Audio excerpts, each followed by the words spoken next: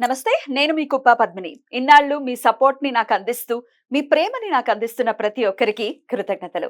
ఇప్పుడు చూడబోతున్న ఈ వీడియో కూడా ఖచ్చితంగా మీకు ఉపయోగపడుతుంది. లైక్, షేర్ అండ్ సబ్స్క్రైబ్ చేసి మీ ఇష్టాన్ని, అలాగే మీ సపోర్ట్‌ని నాకందించండి. అలాగే ఈ వీడియో పట్ల మీ అభిప్రాయాన్ని కామెంట్ సెక్షన్‌లో కామెంట్ చేసి నాకు తెలియజేయండి. నమస్తే. నమస్తే. Welcome to our channel. నేను పద్మిని. ప్రస్తుతంతో పాటు ప్రముఖ ఆధ్యాత్మికవేత్త, ప్రముఖ న్యూమరాలజిస్ట్, లక్ష్మీ నరసింహస్వామి ఉపాసకురాలు శ్రీమతి స్రవంతి గారు మనతో పాటు ఉన్నారు. మాట్లాడదాం. నమస్తే అక్క. నమస్తే పద్మిని. అక్క 26 నంబర్ గురించి చెప్పండి చెప్పండి అంటూ ఒక కమెంట్ చాలా విరివిగా కనపడుతోంది. దీని గురించి చెప్తారా? అసలు న్యూమరాలజీ ప్రకారం 26 ని ఎలా చూస్తారు? 26 డేట్ ఆఫ్ బర్త్ వాళ్ళు ఎలా ఉంటారు? ఇట్లాంటి విషయాలను 26 డేట్ ఆఫ్ బర్త్ వాళ్ళు అవతల వాళ్ళకి అర్థం కాదు తొందరగా.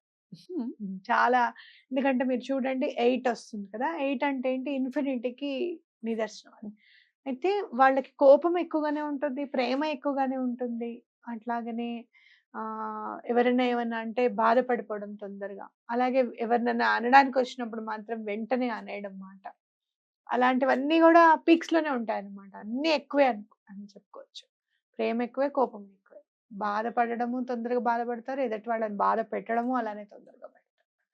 అయితే దేనికైనా ఒక లెక్క ఉంటుంది అనమాట వీళ్ళకి.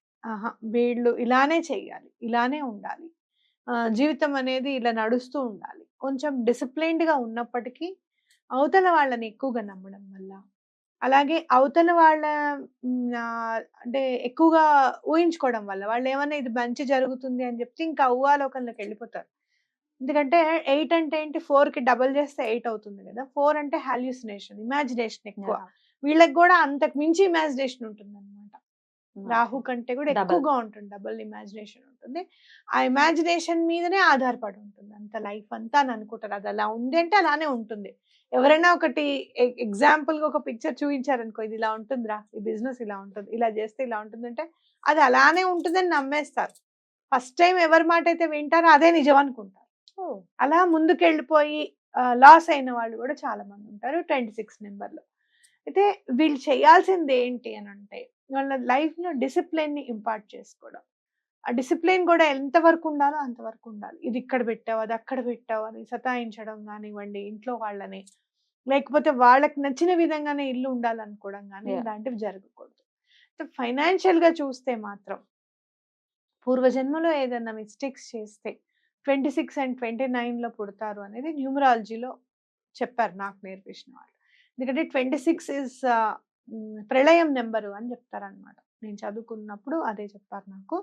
వాళ్ళకి నేను అప్పటి నుంచి 26 లో పుట్టిన వాళ్ళందరినీ చూస్తే వాళ్ళ లైఫ్ లో చాలా అగాధం ఏర్పడి ఉంటుంది అనమాట.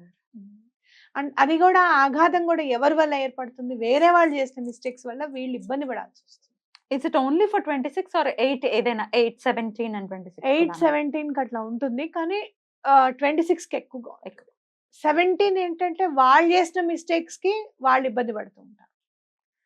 అంటే వాళ్ళు అనాలోచితంగా చేయడం, ఎక్కడ కూడా ఇప్పుడు ఈ సమస్య గడిచిపోతే చాలు, నెక్స్ట్ టైం అప్పుడు ఆలోచిద్దాంలే, అది పీక మీదకి వచ్చినప్పుడు చూద్దాంలే అని అనుకునే తత్వం ఎక్కువగా ఉంటుంది 17 లో. అయితే ఈ 26 వాళ్ళు ఏంటంటే అవతల వాళ్ళని నమ్మి మోసపోవడంలో ఎక్కువగా ఉంటుంది. అంటే నమ్మించేస్తారు, ఊహాజనితంగా ఉంటారు కదా, లోకి తీసుకెళ్ళిపోతారు, నమ్మకంగా తీసుకెళ్ళిపోయి ముంచేస్తారు. ఎక్కువగా ఫైనాన్షియల్ ట్రబుల్స్ ఉన్న వాళ్ళకి ఎక్కువ మంది నేను 26 వాళ్ళని నేను చూసాను, చాలా ఫైనాన్షియల్ ట్రబుల్స్ లో ఉంటారు. ఆ ట్రబుల్స్ ఒక్కొక్కసారి వింటూ ఉంటే వీళ్ళు ఎలా వస్తారు బయటకు అనేది ఆశ్చర్యం అనిపిస్తుంది నాకు. కానీ సిగ్నేచర్ కరెక్షన్ తీసుకున్న తర్వాత అలాగనే వాళ్ళ లైఫ్ లో ఒక్క 6 మంత్స్ సిగ్నేచర్ ప్రాక్టీస్ చేసిన తర్వాత వాళ్ళ లైఫ్ లో మార్పును కూడా నేను చూసాను చాలా మందిలో. అమ్మ ఇది వరకు చాలా ఇబ్బంది పడేవాళ్ళం కదా, ఇప్పుడు చాలా బాగుంది. అంటే ఇన్ఫినిటీ అని మనం గనక పాజిటివ్ వైబ్రేషన్ లో తీసుకెళ్తే ఆ ఇన్ఫినిటీ కూడా పాజిటివ్ గా వర్క్ అవుతుంది వీళ్ళకి అని చెప్పేసి మనం ఖచ్చితంగా నమ్మొచ్చు ఈ విషయం మీద. కాబట్టి 26 లో పుట్టిన వాళ్ళు కానీ 8 నెంబర్స్ లో ఎవరైనా కూడా వీళ్ళందరూ కూడా తప్పకుండా నేమ్ కరెక్షన్, సిగ్నేచర్ కరెక్షన్ తీసుకోమని చెప్పి నేను చెప్తాను. అనూహ్యంగా వీళ్ళకి ఏంటి అని అంటే, ఎవరికైనా వాళ్ళ బర్త్ నెంబర్ బాగా కలిసి వస్తుంది. మనం ఉన్నాం ఇప్పుడు 3 నెంబర్ బాగా కలిసి వస్తుంది, 5 నెంబర్ చాలా బాగా కలిసి వస్తుంది. కానీ వీళ్ళకి మాత్రం 8 నెంబర్ సూట్ అవ్వదు. వీళ్ళ బర్త్ నెంబర్ వీళ్ళకి సూట్ కాదనమాట. It will be an unlucky number for them. So ఎటువంటి పరిస్థితుల్లోనూ 26 పుట్టిన వాళ్ళు 8 గాని, 17 గాని, 26 గాని ఈ డేట్స్ లో మాత్రం ఎటువంటి వర్క్ చేయకండి అని చెప్పొచ్చు. Right right. అయితే వీళ్ళు ఏ ఫీల్డ్స్ లో ఉంటే బాగా రాణించేటటువంటి పరిస్థితి ఉంటుంది 26 అయితే? 26 అయితే ఏ ఫీల్డ్స్ లో వీళ్ళకంటే గనక స్టీల్ కి సంబంధించిన బిజినెస్ కానివ్వు, ఐరన్ కి సంబంధించిన బిజినెస్ కాదు, లేకపోతే స్టీల్ సామాన్లు అలాంటివన్నీ బాగా ఉంటాయి. అలాగే కమిషన్ బేస్డ్ వర్క్స్ కూడా బాగుంటాయి. ఇమాజినేషన్ అన్నారు కదా, సాఫ్ట్వేర్ సైడ్ ఎలా ఉంటారు? సాఫ్ట్వేర్ సైడ్ కంటే కూడా వీళ్ళకి హార్డ్వేర్ సైడ్ బాగుంటుంది చాలా. ఎక్కువగా ఏంటంటే ఎక్కువగా వీళ్ళకి ఆలోచన కంటే కూడా వర్క్ మీద అంటే బండ వర్క్స్ ఉంటాయి చూడు, కొన్ని కొన్ని వర్క్స్ బాబోయ్ బరువెత్తే పనులు మనం చేయలేము అని అనుకుంటాను చూసావా, అలాంటి వర్క్స్ బాగుంటాయి వీళ్ళకి. అండ్ మోర్ ఓవర్ వీళ్ళు పెద్ద పెద్ద డాక్టర్స్ ఆర్ ఫ్రమ్ 8, ఎందుకంటే వీళ్ళకి విపరీతమైన ధైర్యం ఉంటుంది. నేను చూసాను పెద్ద పెద్ద surgeons are from 8 birth number ఉండడం అనేది నేను గమనించాను. వీళ్ళకి ధైర్యం ఎక్కువగా ఉంటుంది అనమాట. కాబట్టి అట్లా హాస్పిటల్ సైడ్ వర్క్స్ కానివ్వు, లేకపోతే హాస్పిటల్ మేనేజ్మెంట్స్ కానివ్వు, ఇలాంటివన్నీ కూడా బాగా పనిచేస్తాయి.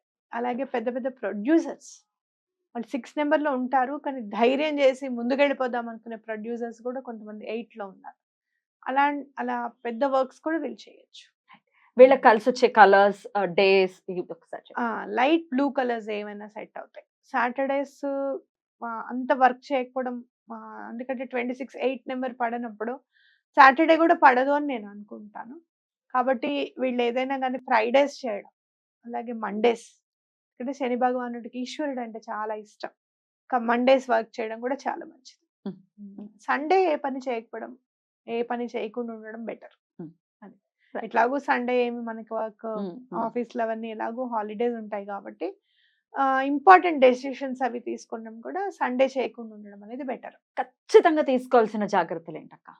గంటాపదంగా చెప్పాలంటే ఏం చెప్తారు? గంటాపదంగా ఏం చెప్పాలి అని అంటే డిసిప్లిన్ వేరే వాళ్ళ జీవితాల్లోనే కాదు, మీ జీవితంలో కూడా ఉండాలి అని నేర్చుకోవడం. వీళ్ళు ఏంటంటే వేరే వాళ్ళు డిసిప్లిన్ ఉండాలి అని అనుకుంటారు, కానీ వాళ్ళ దగ్గరికి వచ్చేటప్పటికి డిసిప్లిన్ అనేది అంత పట్టించుకోరు. నువ్వు డిసిప్లైన్డ్ గా లేవంటే కోపం వచ్చేస్తుంది. నేను ఎందుకు లేని డిసిప్లైన్డ్ గా, ఎవరు చెప్పాను నేను లేనని.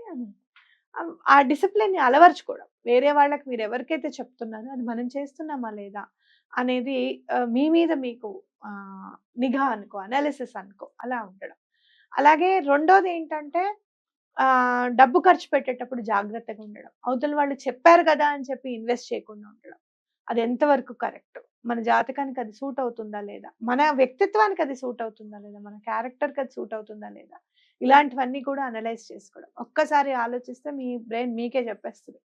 చాలా ఇంటెలిజెన్స్ ఉంటారు వీళ్ళు, అర్థం చేసుకోవడానికి కూడా తొందరగా అర్థం చేసుకుంటారు. కాబట్టి ఒక్కసారి అలా జాగ్రత్తలు తీసుకుంటే చాలా మంచిది. రైట్ రైట్, బ్యూటిఫుల్ అక్క. 26 నెంబర్ గురించి చాలా రోజుల నుంచి వింటూ చూస్తూ ఉన్నాను నేను. చెప్పండి చెప్పండి అని ఈరోజు చెప్పారు. Hope you are happy. ఇంకేదైనా నెంబర్స్ గురించి తెలుసుకోవాలి అని అనుకుంటే కనుక కమెంట్ సెక్షన్ లో తెలియచేయండి. నోటీస్కి వచ్చినట్టు ఖచ్చితంగా చేస్తాం. అండ్ మోర్ ఓవర్ వీళ్ళు చేయాల్సింది ఏంటంటే ఈశ్వర ఆరాధన చేయడం, అలాగే శనివారం నాడు, అలాగే శనివారం పొద్దున్న వెంకటేశ్వర స్వామిని పూజ చేయడం కూడా చాలా ఇంపార్టెంట్. చాలా బ్యూటిఫుల్ గా ఎక్స్ప్లెయిన్ చేశారక్క. Thank you so very much. నమస్తే. నమస్తే.